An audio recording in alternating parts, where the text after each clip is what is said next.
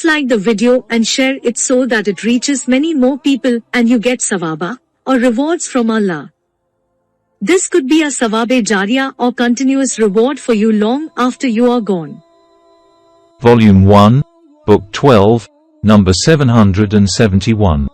Narrated by Abdullah bin Malik bin Buhaina. Whenever the Prophet used to offer prayer, he used to keep arms away from the body, so that the whiteness of his armpits was visible. Volume 1, Book 12, number 772. Narrated by Abu Wa'il.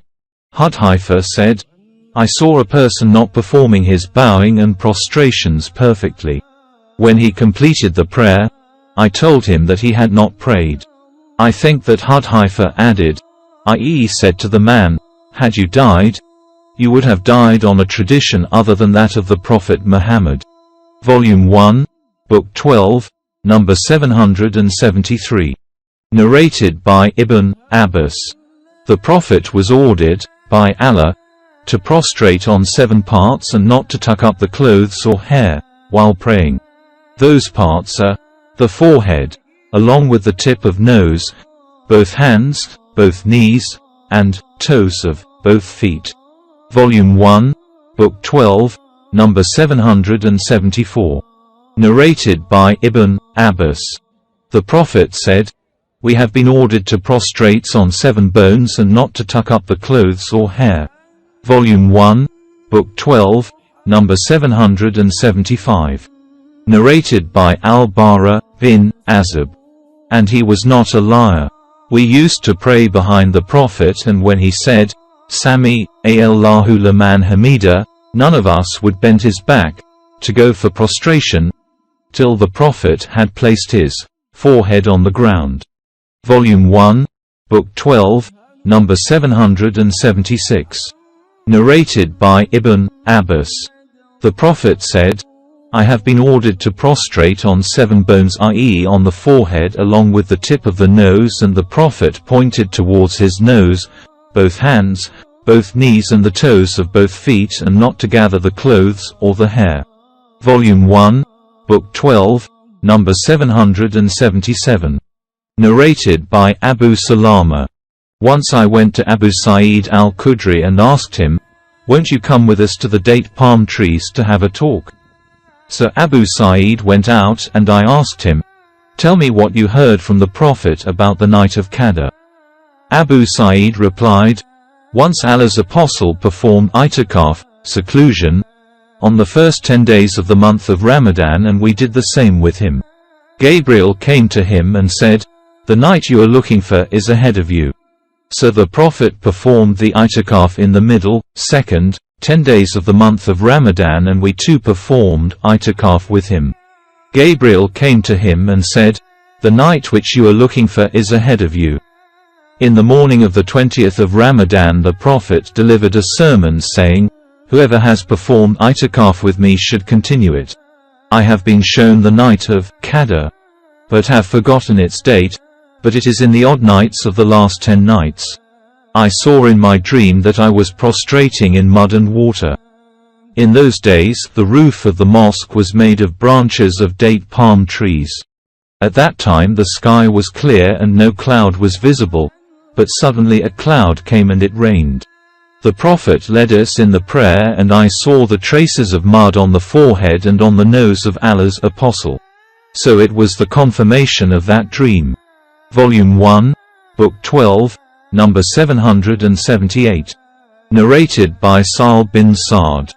The people used to pray with the Prophet tying their izzas around their necks because of their small sizes, and the women were directed that they should not raise their heads from the prostrations till the men had sat straight. Volume 1, Book 12, number 779. Narrated by Ibn Abbas. The Prophet was ordered to prostrate on 7 bony parts and not to tuck up his clothes or hair.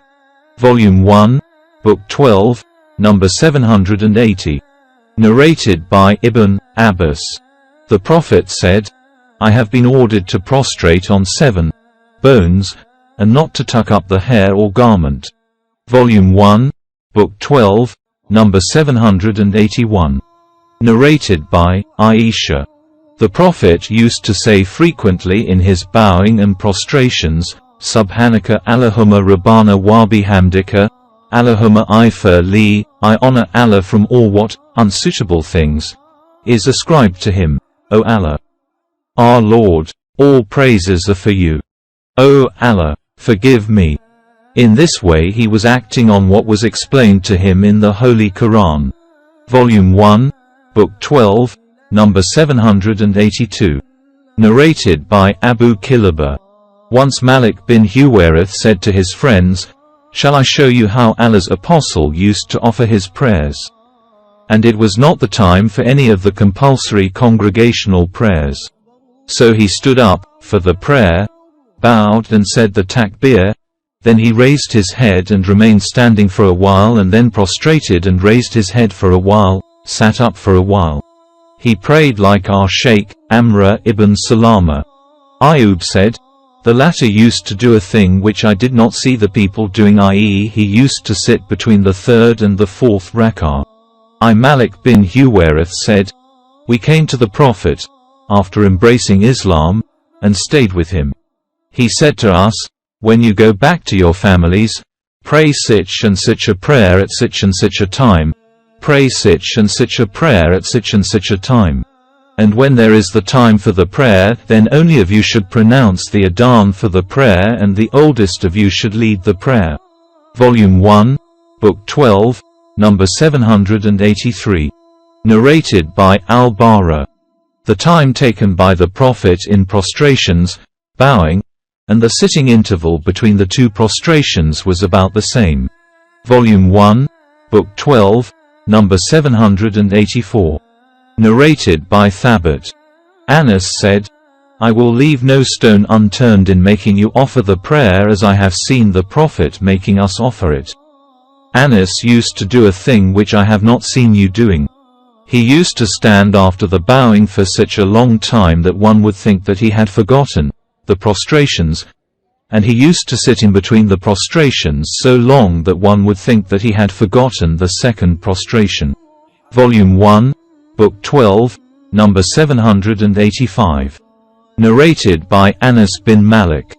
The Prophet said, be straight in the prostrations and none of you should put his forearms on the ground, in the prostration, like a dog. Volume 1, Book 12, number 786. Narrated by Malik bin Huwairith al-Laythi.